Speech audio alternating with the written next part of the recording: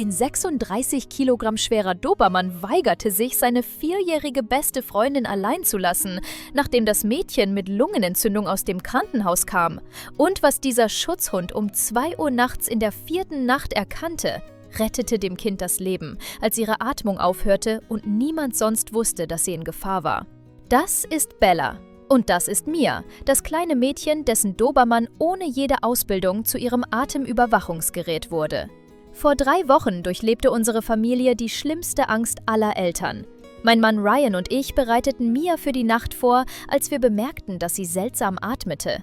Unsere 4-jährige Tochter hatte sich früher gut gefühlt, ein wenig müde, vielleicht ein leichter Husten, aber nichts Alarmierendes. »Mama, meine Brust tut weh«, sagte Mia leise, ihre kleine Hand gegen ihre Rippen drückend. Ich fühlte ihre Stirn. Sie brannte. 39 Grad. Bella, unser 36 Kilogramm schwerer Dobermann, war bereits an Mias Seite. Sie war Mias Schatten, seit dem Tag, an dem wir Mia als Neugeborene aus dem Krankenhaus nach Hause brachten. Aber diesmal war Bellas Verhalten anders. Sie war gegen Mia gepresst, ihre Nase an Mias Brust, intensiv schnüffelnd. »Ryan, etwas stimmt nicht. Sie hat Atembeschwerden.« Wir rasten zur Notaufnahme. Die Diagnose kam innerhalb einer Stunde. Schwere Lungenentzündung. Beide Lungen waren infiziert. Mias Sauerstoffsättigung war gefährlich niedrig. »Wir müssen sie sofort aufnehmen«, sagte Dr. Wagner. »Das ist ernst. Ihre Atmung ist beeinträchtigt und wir müssen ihre Sauerstoffwerte genau überwachen.« Mia verbrachte 5 Tage im Krankenhaus. Diese 5 Tage aß Bella nicht richtig. Ryan sagte, sie verbrachte jeden Moment vor Mias Schlafzimmertür, liegend, wartend. »Sie weiß, dass Mia krank ist«, sagte Ryan. »Sie bewegt sich nicht von dieser Tür. Sie wartet einfach.« Wir brachten Mia an einem Mittwochnachmittag nach Hause. Die Ärzte sagten, ihre Infektion sei unter Kontrolle, aber ihre Lungen seien noch schwach. Wir mussten ihre Atmung sorgfältig beobachten. Jedes Anzeichen von Atemnot und wir mussten sie sofort zurückbringen. Bella wartete an der Tür, als wir vorfuhren. Aber diesmal zeigte sie nicht ihre übliche aufgeregte Begrüßung. Stattdessen näherte sie sich Mia langsam, bewusst und drückte sofort ihre Nase an Mias Brust. Sie blieb dort über 1 Minute, schnüffelnd, lauschend. »Sie überprüft sie«, sagte Ryan leise. »Sie überprüft, ob es Mia gut geht.« Bella schnüffelte an Mias Brust, dann an ihrem Gesicht, dann zurück zur Brust. Dann positionierte sie sich an Mias Seite und bewegte sich nicht. Als Mia zur Couch ging, ging Bella mit ihr. Als Mia nach oben ging, um zu ruhen, folgte Bella sofort. »Vielleicht hat sie nur vermisst«, sagte ich und beobachtete, wie Bella sich direkt neben Mias Bett niederließ. Nicht am Fußende wie üblich, sondern direkt neben ihr, auf Brusthöhe. Aber Bellas Verhalten in den nächsten 4 Tagen bewies, dass dies weit mehr war als Vermissen. Bella weigerte sich, Mias Seite zu verlassen. Sie kam nicht zum Essen nach unten. Wir brachten ihr Futter nach oben und sie aß schnell, kehrte dann zu ihrer Position neben Mia zurück. Nachts schlief Bella nicht. Sie lag gegen Mias Bett gepresst, ihren Kopf auf der Matratze, ihre Nase Zentimeter von Mias Brust entfernt, jedem Atemzug lauschend. »Das ist nicht normal«, sagte Ryan in der 2. Nacht und überprüfte das Babyphone.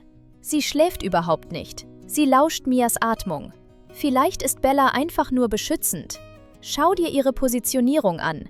Sie überwacht buchstäblich Mias Atmung.« In der 3. Nacht begann Bella etwas Neues zu tun. Alle 20 Minuten hob sie ihren Kopf, drückte ihre Nase fest gegen Mias Brust und blieb dort 30 Sekunden lang völlig still. Dann kehrte sie zu ihrer Lauschposition zurück. »Es ist, als würde sie Atemzüge zählen«, flüsterte Ryan.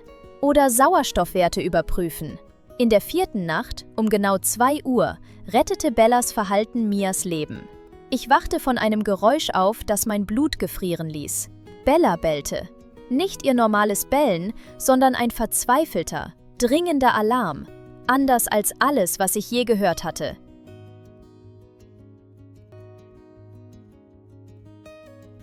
Ryan und ich rannten zu Mias Zimmer. Bella stand auf Mias Bett, bellend direkt in ihr Gesicht. Dann hörte ich es nicht. Mia atmete nicht, Brust bewegte sich nicht. Lippen blau, Augen unfokussiert. Ryan, sie atmet nicht! Ryan griff nach mir, überprüfte Atemwege. Ruf 112! Ich griff nach meinem Handy, zitternd. Meine Tochter, Lungenentzündung, atmet nicht.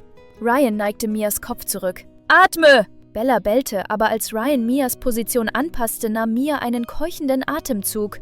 Dann noch einen. Klein, flach, aber Atemzüge. Bella hörte auf zu bellen. Sie leckte Mias Hand. Sanitäter kamen in 6 Minuten. Sauerstoffsättigung 84%, gefährlich niedrig. Sauerstoffmaske auf, zurück ins Krankenhaus. Dr. Wagner untersuchte Mia. Lungenentzündung, blockierte Atemwege während des Schlafs. Weitere Minuten ohne Sauerstoff, Hirnschäden oder Tod. Wie wussten Sie um 2 Uhr nach ihr zu sehen? Unser Hund, sie hat uns geweckt. Ihr Hund hat sie geweckt? Sie wusste, etwas stimmte nicht. Dr. Wagner schwieg. Medizinische Warnhunde erkennen Veränderungen in Atemmustern durch Geruch. Die meisten sind trainiert, aber manche entwickeln es natürlich. Ich sehe, ihr habt nicht abonniert. Wenn ihr Geschichten wollt, wie Hunde Helden werden, abonniert jetzt. Ich überprüfte Babyphoneaufnahmen. Was ich entdeckte, war außergewöhnlich. Bella hatte medizinische Beurteilung durchgeführt. Nacht 1. Mias Atmung angestrengt. Bella blieb 3 Stunden in Alarmbereitschaft. Nacht 2. Mia hustete. Bella überprüfte, zählte Atemzüge. Nacht 3. Atemfrequenz stieg von 22 auf 28. Normalbereich, aber Bella bemerkte es. Sie überprüfte alle 20 Minuten statt 30. Nacht 4. Bella überprüfte um 1:47 Uhr. Um 1:58 Uhr erneut. Alarmbereitschaft. Um 2 Uhr, als Atemweg blockiert war, alarmierte sie sofort. Bella hatte Atemmuster verfolgt, Normalität gelernt. Mia kam eine Woche später nach Hause, erholt. Bella wartete, Schwanz wedelte, Mia ging es gut. Aber Bella hörte nicht auf. Jede Nacht neben Mias Bett. Alle 30 Minuten Überprüfung. 2 Wochen später weckte Bella uns um 3:15 Uhr. Mia hatte Atembeschwerden. Wir gaben Notfallinhalator. Episode gelöst. Ihr Hund schützt ihre Tochter besser als medizinische Geräte, sagte Dr. Wagner. Heute ist Mia 4 und erholt. Lungen stark. Episoden selten. Bella wacht. Letzte Nacht schlang Mia Arme um Bella. Danke, du bist meine beste Freundin. Bellas Schwanz wedelte. Sie leckte Mias Gesicht. Ryan und ich denken an diese 2 Uhr Nacht. Wenn Bella nicht alarmiert hätte, wäre Mias Atemweg blockiert geblieben. Hirnschäden. Tod. Aber wegen eines 36 Kilo schweren Dobermanns ist Mia sicher. Bella liebte Mia nicht nur. Sie verstand, dass Liebe bedeutet, wach zu bleiben, Atemrhythmus zu lernen, sich zu weigern zu gehen, wenn Leben davon abhängen. Manchmal kommt die beste Überwachung von einem Hund, der jeden Atemzug zählt und Alarm schlägt. Können Hunde Atemprobleme erkennen? Oder ist es Instinkt? Teilt eure Gedanken.